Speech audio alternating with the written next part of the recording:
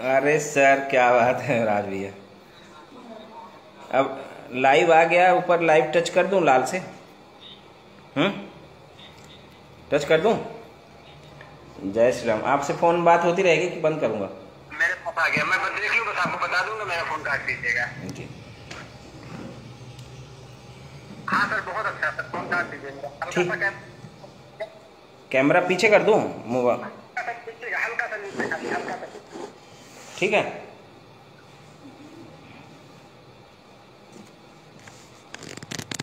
बस मेरा फोन काट दीजिए सर।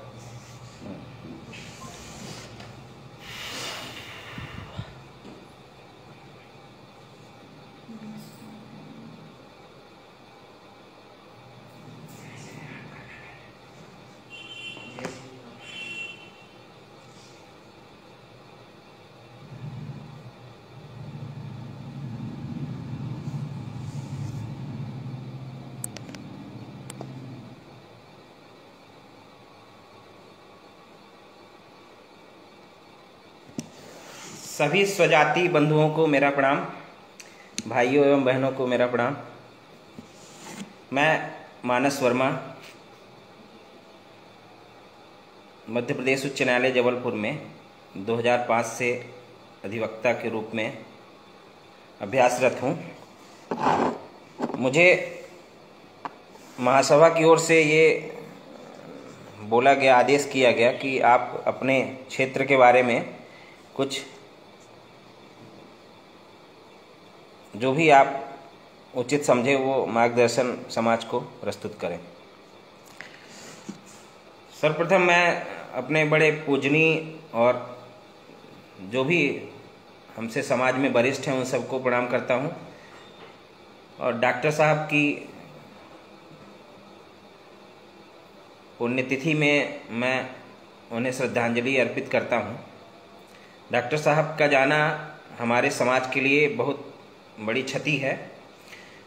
उससे हमारे समाज के सभी वर्ग को कितना नुकसान हुआ है, उसकी भरपाई करने के लिए हमारे समाज से ही किसी अन्य व्यक्तियों को, माताओं बहनों को, बड़े भाइयों बुजुर्गों को सब आगे आना पड़ेगा और समाज की एक प्रगति के लिए नया अध्याय प्रारंभ करेंगे, तभी हम डॉक्टर साहब की पूर्ति कर सकेंगे।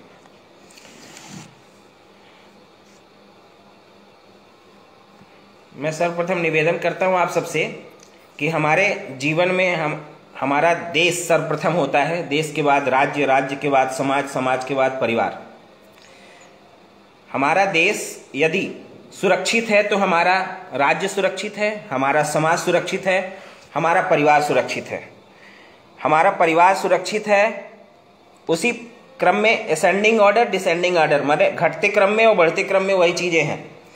जिस तरह हम अपने परिवार को सुरक्षित रखेंगे तो समाज सुरक्षित रहेगा, समाज सुरक्षित रहेगा तो राज्य सुरक्षित रहेगा, राज्य सुरक्षित रहेगा तो देश सुरक्षित रहेगा। तो सर्वप्रथम हम अपने देश के प्रति वफादार हों, फिर समाज के प्रति वफादार हों, फिर अपने परिवार के प्रति वफादार हों। तो हमारे इस समाज को लेकर, परिवार को लेकर, राष्ट्र को लेकर कुछ जिम्मेदारियां होती हैं, कुछ दायित्व होते हैं, कुछ अधिकार मिले हुए हैं। मैं अपने फील्ड के बारे में निवेदन कर रहा हूं। तो भारत का संविधान सर्वप्रथम हमारा देश 15 अगस्त 1947 को आज़ाद हुआ और 26 जनवरी 1950 को हमारा देश रिपब्लिक हुआ, गणतंत्र हुआ।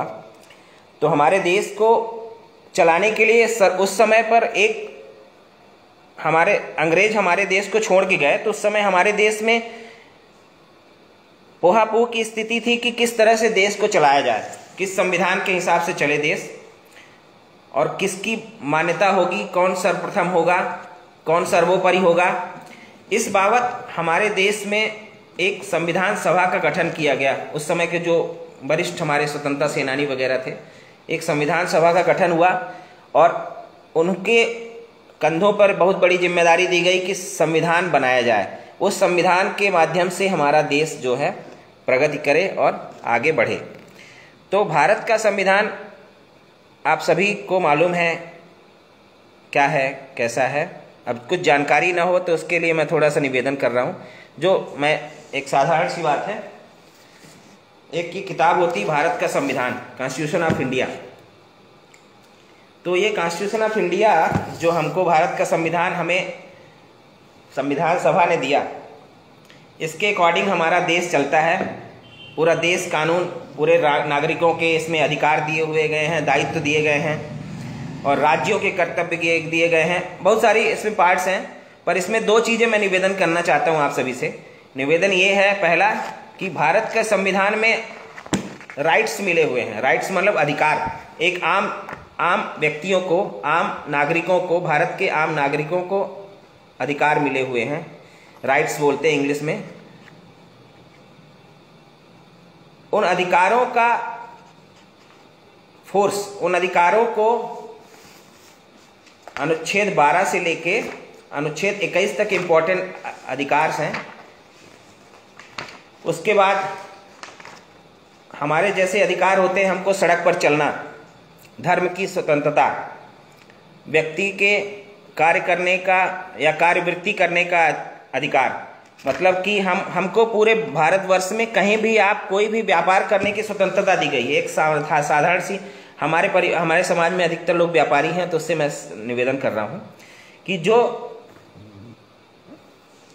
अनुच्छेद 12 से लेके अनुच्छेद 21 तक इम्पोर्टेंट हैं, तो उसमें से जो संविधान के मूल अधिकार हैं, मैं निवेदन कर रहा हूँ, कुछ पढ़ के बता रहा हूँ। अनुच्छेद 15 में धर्म एवं जाति, लिंग एवं जन्म स्थान के आधार पर विभेद का प्रतिषेध। अनुच्छेद 16 है लोक नियोजन के विषय में अवसर की समानता। अस्पृश्यता 17 है, छुआछूत का अंत होगा। अनुच्छेद 19 सबसे सर्वप्रथम बहुत इंपॉर्टेंट है, वाक स्वतंत्रता आदि विषय कुछ अधिकारों का संरक्षण। अनुच्छेद 19 ये कहता है साहब कि हमको कुछ भी बोलने की स्वतंत्रता दी जाएगी। तो कुछ भी बोलने से मतलब तात्पर्य ये है कि हम किसी के अधिकार का, किसी के सम्मान का दुरुपयोग न करें, किसी के अधिकारों का दुरुपयोग न करें, उसके सम्मान का हनन न करें, उसकी अभिव्यक्ति, उसकी जो स्वतंत्रताएं हैं उसको न छीनें। मतलब हम अगर किसी व्यक्ति को गाली गलौज करते हैं, किसी के अपमान करते हैं, डिफेमेशन करते हैं, तो वो हमको प्रतिबंधित भी करता है और हमको एक साधारण सी बात है, हमको वाक और स्वतंत्रता की अभिव्यक्ति देता है। मतलब आपको जैसे आज राजनेता पार्टी में जुड़े होते हैं, कांग्रेस भाजपा कांग्रेस, एक दूसरे के वाद विवाद करते हैं, एक दूसरे के विरोध में रहते हैं, एक दूसरे के ऊपर कीचड़ उछालना, कुछ भी बोलना। पर यह इंपॉर्टेंट होता है साहब कि आप एक लिमिट होती है, एक उस लिमिट को अब संविधान में दिया गया है कि आप अपने लिमिट को क्रॉस न करें। मेरा निवेदन ये था कि अनुच्छेद में जो हमारे कर्तव्य हैं, जो अधिकार मिले हैं, उनको पूरा करने के लिए कर्तव्य भी मिले हुए। हर व्यक्ति को सड़क पर चलने का अधिकार है। एक साधारण सा निवेदन है, सड़क पर चलने का सबको अधिकार है, पर लेफ्ट साइड में ही चलने का अधिकार है, ये ट्रैफिक का रूल कहता है। ठीक है साहब, लेफ्ट से चलेंगे। आप अगर कार लेके राइट से चल रहे हैं, अगर 4 लेन नहीं है, सिंगल लेन की बात निवेदन कर रहा हूं, सिंगल लेन में आप राइट से चलेंगे तो you have to violate the rule of traffic, है ना साहब। तो बात ये आती है कि आप अगर आपके पास अधिकार है तो उन अधिकारों का एक निश्चित सीमा तक ही आप उपयोग करें। आप दूसरे के अधिकारों का हनन नहीं कर सकते। ये संविधान के लिए इसलिए निवेदन कर रहा था संविधान में कि आप सबसे कि हमारे समाज में थोड़ा सा जानकारी इसलिए मैं डाल रहा था कि पहली बार मैं कनेक्ट हुआ हूँ। कुछ अगर त्रुटि हो तो मुझे क्षमा करिएगा। मैं बहुत बड़ा वक्ता नहीं हूँ, मेरे से जितना मेरा 16 साल का एक्सपीरियंस है वो मैं निवेदन आपसे सबसे साझा कर रहा हूँ। तो भारतीय संविधान में जो हमारा अनुच्छेद 12 से लेकर 21 तक है, टोटल हैं तो बहुत सारे 31 तक, पर जो इम्पोर्टेंट अधिकार दिए गए हैं उनमें हमको मूल रूप से ये है कि हमको किस तरह कौन सी धर्म की स्वतंत्रता दी गई है, हमको वाक बोलने की स्वतंत्रता दी गई है, व्यापार की स्वतंत्रता दी गई है और बहुत सारी स्वतंत्रताएं हैं। तो उस स्वतंत्रता के साथ साथ हमारा दायित्व भी है, लाइबिलिटीज भी हैं हमारी, कि हमारी लाइबिलिटी ये है कि हम देश के संविधान के प्रति अपना समर्थन रहें और उसके प्रति हम सजग रहें और संविधान के अंतर्गत ही रहकर हम अपने कार्य को, जीवन की शैली और अपने अधिकारों का प्रयोग करें।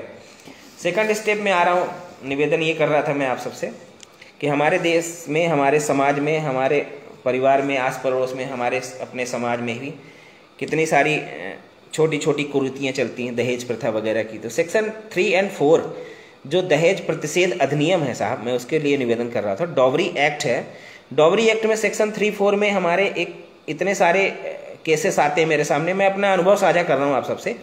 तो वो उसके लिए मैं निवेदन कर रहा था कि अपने समाज में एक ऐसा होना चाहिए, हर व्यक्ति को जागरूक होना चाहिए। और एक जैसे महासभा का ये बहुत अच्छी पहल है, तो महासभा में भी एक कमेटी बनाई जाए जो कि सामान्य व्यक्ति जो कानून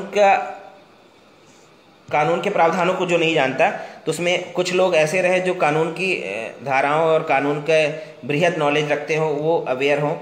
कुछ परिवार, जैसे मैं दहेज प्रथा की बात कर रहा था, तो कुछ परिवार का भगवान न करे ऐसा कुछ हो जाता है कि कोई बहू बेटी 7 साल के पहले, अगर विवाह के 7 साल के पहले अगर स्वर्गवास हो जाता है उसका किसी कारण से, अप्राकृतिक घटना से या प्राकृतिक घटना से, तो उसके परिवार वाले फिर वो आ जाता है कि वो लड़के पक्ष को, बर पक्ष को जानबूझ के प्रताड़ित करते हैं कि हमारी बिटिया को मार डाला, या नेचुरल डेथ होती है तो उस पर भी।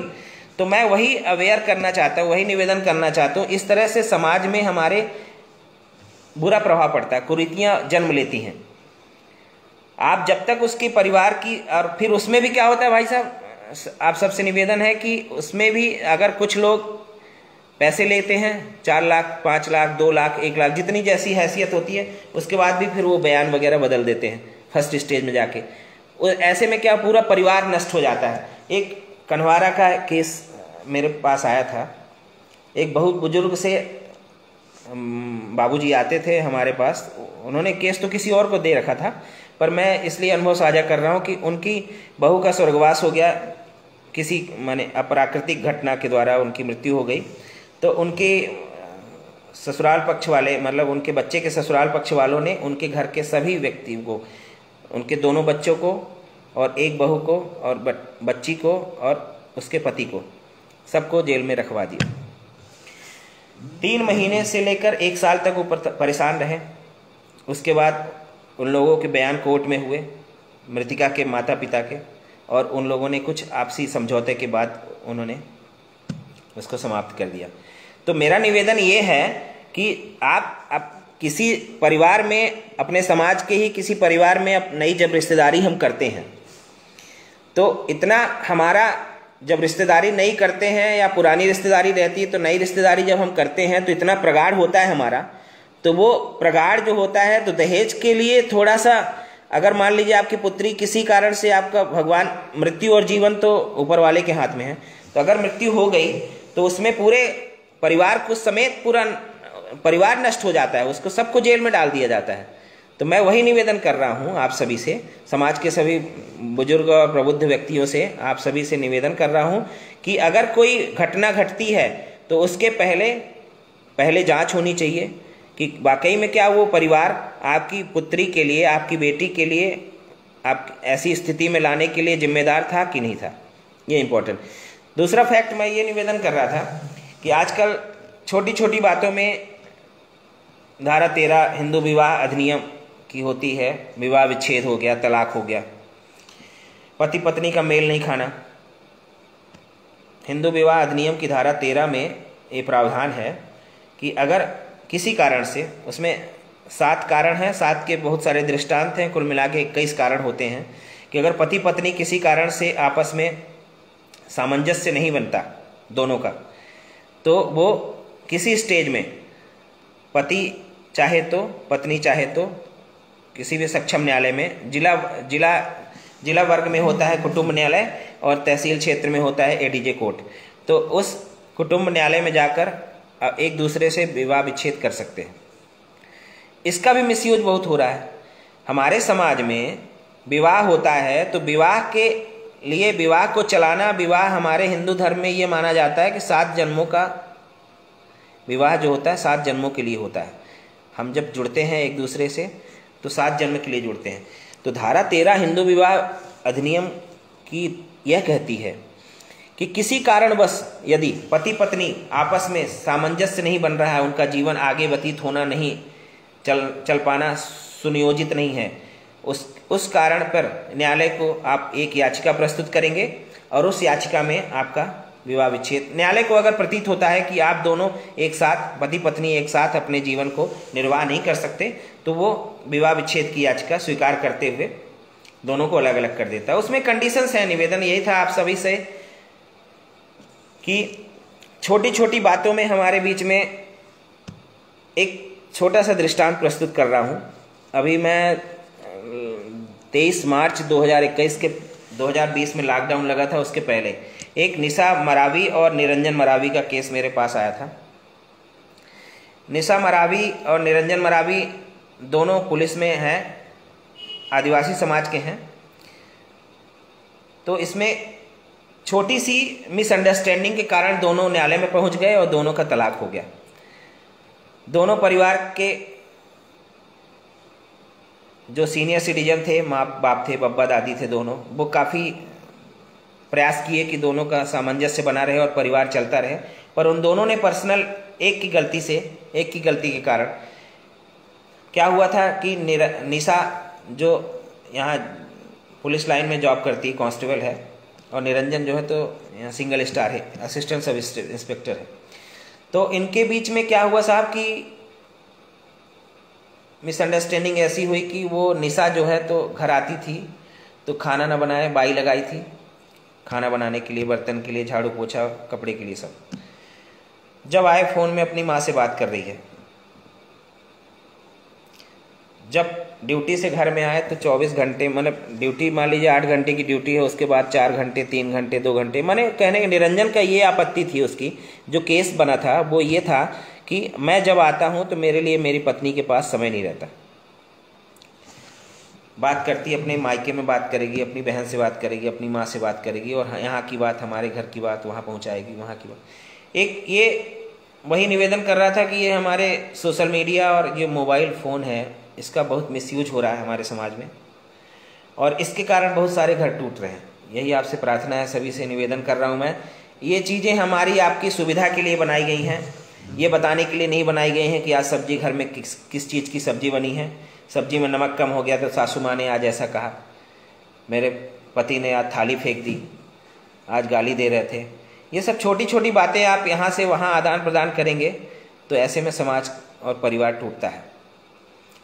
मेरा निवेदन ये था कि धारा 13 जो संविधान, हिंदू विवाह अधिनियम की धारा 13 है, उस पर हमको क्या करना है, क्या नहीं करना है, किन कंडीशंस में तलाक का प्रावधान, हिंदू विवाह अधिनियम जब 1955 बनाया गया था उस समय किस प्रावधान के कारण बनाया गया था। पति पत्नी में से दोनों में से कोई एक है जो ऐसी बीमारी से, जघन्य बीमारी से ग्रस्त है जो ठीक नहीं हो सकती। ऐसी स्थिति में जो बीमारी से ग्रसित है, उसके अलावा, मतलब पत्नी अगर बीमारी से ग्रसित है तो पति चाहे तो तलाक ले सकता है। दूसरी कंडीशन थी, यू हैव टू, आप पत्नी अगर माँ बनने में अक्षम है तो पति उस आधार पर डाइवोर्स की डिक्री ले सकता है। तीसरा कारण होता है, पति या पत्नी में से दोनों अगर 7 वर्ष के लिए लापता हो गए, पति पत्नी में से दोनों कोई अगर एक नपुंसक हो गया, पति पत्नी में से, अब तो नया एक एक्ट ऐड कर दिया सुप्रीम कोर्ट ने 2019 में, अगर पत्नी कहती है कि मैं अपने परिवार के साथ नहीं रह सकती, परिवार मतलब अपने सास ससुर के साथ नहीं रहती, मैं क्षमा चाहता हूँ, पहले सर्वप्रथम मैंने क्षमा मांग लिया था, किसी को मेरी बात से बुरा लगे तो मैं क्षमा चाहता हूँ उस चीज़ के लिए। मैं, जो न्यायालय कहता है, जो मेरे साथ जो अनुभव साझा हुए हैं, मैं उसके लिए निवेदन कर रहा हूँ आप सबसे। पत्नी अगर कहती है कि पति से कहती है कि मैं आपके साथ तब रहूँगी जब आप अपने माँ बाप को छोड़कर मेरे साथ अलग रहेंगे, that is the point for divorce. Supreme court settled कर दिया है कि अगर कोई पत्नी अपने पति को प्रेशर करती है कि आप सेपरेट हो जाइए, अलग हो जाइए और माँ बाप से अलग होकर रहिए, तो आप उस ग्राउंड पे भी डाइवोर्स की डिक्री फाइल कर सकते हैं। और डाइवोर्स कोर्ट ने दिया है, लेटेस्ट में अभी दिल्ली की कोर्ट का 2 जजमेंट मेरे पास आए हैं। उसके बाद तो कंप्रोमाइज हुआ था उस केस में, फिर उन्होंने क्या किया कि पत्नी के माँ बाप ने फिर सेटल किया मामला और बोले एक साथ रहेंगे सब, ऐसा। और और एक नया कानून बना था, उसके लिए मैं निवेदन कर रहा हूं आप सबसे। कानून बना है बुजुर्गों के लिए,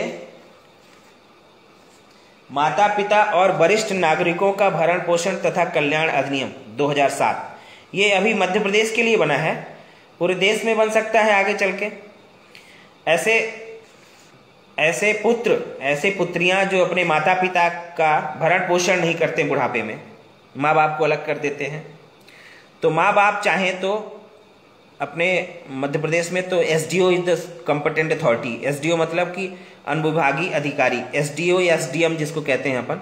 एसडीएम या एसडीओ के यहाँ एक आवेदन देंगे माँ बाप, बुजुर्ग, जो भी वरिष्ठ नागरिक हैं, और अगर वो कहते हैं कि मेरे पुत्र और मेरी पुत्री द्वारा, मेरे पुत्र वधू द्वारा मेरे परिवार का विखंडन किया जा रहा है, परिवार तोड़ा जा रहा है, और हम लोगों को जो हमारी माने जो नैसर्गिक जो वांछनीयता होती है, नेचुरल, मतलब माँ बाप को क्या चाहिए, 2 टाइम भोजन चाहिए, प्यार से बात कर लो, बस, और कुछ नहीं चाहिए। अगर यू हैव टू मतलब रिजेक्टेड दैट, मतलब आप अगर उनको नेग्लेक्ट करते हैं, तो उनके पास एक 2007 का एक कानून आया है और उसमें एक रूल बना है 2009 का, इसमें भी ऐसे वरिष्ठ लोग, मैं इसलिए आप सभी को निवेदन इसलिए इस कानून के बारे में बता रहा हूँ कि ये हमारे समाज के लिए जागरूकता की बात है। ऐसे माँ बाप हैं जिनके बच्चे छोड़ के चले जाते हैं, मैं भी छोड़ के चला आया था, पर मेरे माँ बाप जागरूक थे, मेरे माँ बाप जागरूक थे। मेरा छोटा भाई उनके साथ रहता है, छोटे भाई, उनके परिवार सब रहते थे साथ। पर ऐसे माँ बाप जिनके बच्चे उनको खाना नहीं देते, देख रेख नहीं करते, या उनकी भरण पोषण नहीं करते किसी तरह से, अगर वो भरण पोषण पाने योग्य नहीं है, तो एसडीओ के यहाँ फोन लगा, एसडीओ के यहाँ आवेदन देकर वो उस कार्य के लिए अपनी याचिका प्रस्तुत करके एसडीओ फिर डायरेक्ट कर देगा, उसमें बच्चों को नोटिस जाता है। पर ऐसी स्थिति ना आए, उसके लिए मैं निवेदन कर रहा हूँ आप सभी से, ऐसी स्थिति ना आए उसके लिए निवेदन कर रहा हूँ कि आप, हमारा समाज, ऐसे अवेयरनेस आए, उनमें सब में, हमारे बीच, सबके बीच में जागरूकता आए कि माँ बाप के साथ रहें, पति पत्नी आपस में साथ रहें, तो विवाद की स्थिति न बढ़े, हमारा घर समाज खूब फले और फूले। एक और पॉइंट मैं निवेदन कर रहा था आप सबसे कि आजकल सोशल मीडिया में जो मिसयूज हो रहा है, एक दूसरे को गाली गलौज देना, व्हाट्सएप पे, फेसबुक पे, ट्विटर में एक दूसरे को कुछ भी कह देना, ये राजनीतिक समीकरण के लिए तो ठीक है, पर बात आती है इंफॉर्मेशन टेक्नोलॉजी एक्ट, सूचना प्रौद्योगिकी अधिनियम बना है, उसमें धारा 6, धारा 19, 21, 23 और भी कई प्रावधान हैं, जिसमें ये पहले तो नॉन वेलेबल था, उसमें जेल जाने की संभावना हो जाती थी। अपने समाज की बात कर रहा हूँ, कोई अगर व्यक्ति, अगर अपने बीच का ही कोई व्यक्ति अपने व्हाट्सएप पे किसी समाज के अन्य व्यक्ति को या किसी भी समाज के व्यक्ति को, अपने समय कचेरा के अलावा भी किसी व्यक्ति को अगर करता है, तो you have to bound that, you have to punish that, मतलब आप चाहे उस आईटी एक्ट के द्वारा आपके खिलाफ कार्रवाई की जा सकती है। सिर्फ स्क्रीनशॉट ही करंट अवेलेबल रहता है, स्क्रीनशॉट अगर है तो उसी के आधार पे आपके खिलाफ एफआईआर हो जाएगी और आपके खिलाफ कार्रवाई हो सकती है। तो मैं आप समाज के सभी व्यक्तियों, सम्मानीय भाई बहनों और सभी बुजुर्गों से निवेदन करता हूं, इन सब से बचें, तथा आगे के लिए जो समाज को आगे ऊंचाई में ले जाना है, उसके लिए आगे जो भी हो उसके लिए मार्गदर्शन देते रहें, और मुझसे जो भी होगा आगे मैं आगे भी करता रहूँगा। सभी को बहुत बहुत प्रणाम, धन्यवाद।